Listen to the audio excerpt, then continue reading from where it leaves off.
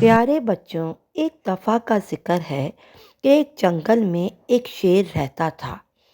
ایک دن وہ شیر سو رہا تھا کہ اچانک ایک چوہا وہاں آ گیا اور شیر کے بالوں میں گھس کر کھیلنے لگا۔ اچانک شیر کی آنکھ کھل گئی۔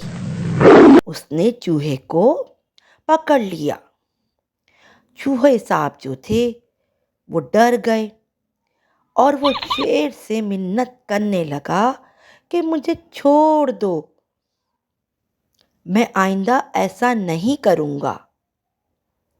شیر کو اس پر رحم آ گیا اور اس نے بچوں چوہے کو چھوڑ دیا۔ آپس میں دوستی ہو گئی۔ چوہا جاتے جاتے شیر سے کہنے لگا کہ میں اس احسان کا بدلہ ضرور دوں گا۔ ایک دن کچھ شکاری جنگل میں آ گئے۔ انہوں نے جال ڈال کر شیر کو پکڑ لیا۔ وہاں اچانک وہی چوہا آ گیا۔ اس نے اپنے دانتوں سے جال کو کاٹ دیا۔ اس طرح شیر جو تھا وہ آزاد ہو گیا۔ شیر نے چوہے کا شکریہ ادا کیا۔